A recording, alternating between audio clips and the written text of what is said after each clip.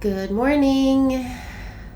This is Tony back again with Sister Yoga Healing, and we are continuing with our work with oracles. So I am seriously just waking up and tapping into spirit the best way that I know how, and being guided. So this morning I've been guided to share with you this oracle that I have, which is called the Cantigee Oracle. I hope I'm saying that correctly.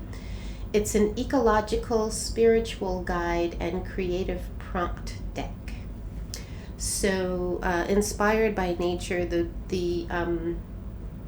is the booklet that comes with it, and this is the first card that I've pulled. This is the back of it.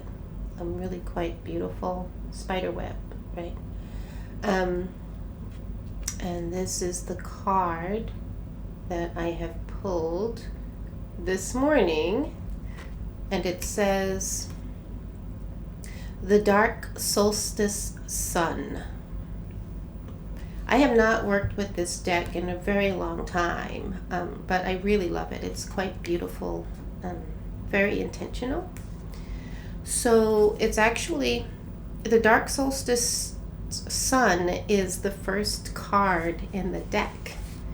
And I have pulled it before, and it had particular meaning for me, and so I dog-eared the page, and so it's quite significant that returning to it with you all, this is the first card that I pull. So the Dark Solstice Sun is the ending and beginning archetype.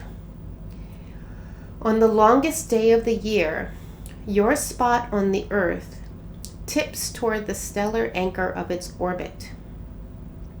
You lay yourself on top of a hill and allow the sun rays to bathe you in the warmth, luminous, yet invisible liquid of aliveness that only a star can bestow. Imperceptibly, you melt upward through the sun's beams and begin to travel to the heart of the Earth's star at the spread of electrified honey. By autumn equinox, you are halfway there. Earth appears as a slight azure sphere swirling through a boundless void. Though you continue to drift farther from it, you feel some umbilical tether to that distant blue rock. In the moment that the hill you once lay upon tilts as far from our star as it can, you find yourself at the very heart of the sun. This stellar core, blacker and emptier than the void of space, fills you until you dissolve into a subtle gasp. And in that moment, a light kindles within you, so quick, alive, and bright that you find yourself suddenly standing at the top of the hill, now dusted with snow, transported by the timeless speed of awakening. So, key notes from the card: true zero, the very beginning and ending, right?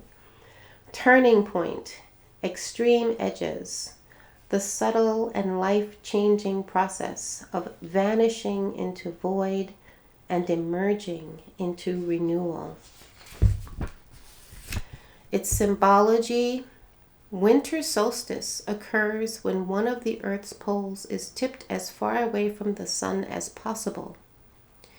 In the northern hemisphere, this occurs around December 21st or 22nd, and in the southern hemisphere, this occurs around June 21st or 22nd.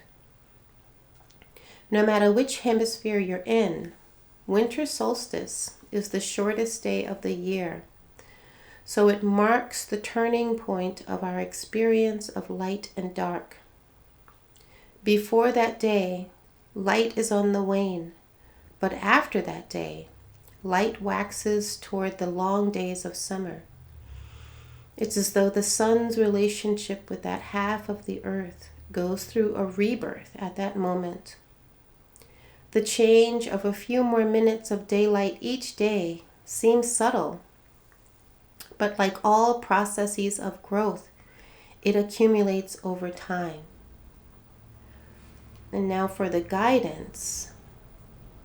When you are drawn to this archetype, as we are this morning, it's time to assess where you or your situation are in relation to the experience of a regenerative turning point. If things are heading down to that point of zero, where true regeneration is possible, how might you support that process? Do you need to let anything go in order to hit that turning point? If you just pass through that transition point and you feel that you are climbing up from the depths, what will support you in this tender period of new growth? And finally, if you are in the point of true zero, savor the singular experience of nothingness. That is the most potent time of all, when any seed planted will surely grow high and deep and wide. Plant that seed with wisdom and care. All right, those are some powerful instructions, y'all. I'll leave you with it. If you would like to listen to this again, maybe hear something you didn't hear the first time, I will definitely be reading this a second time, or third time rather.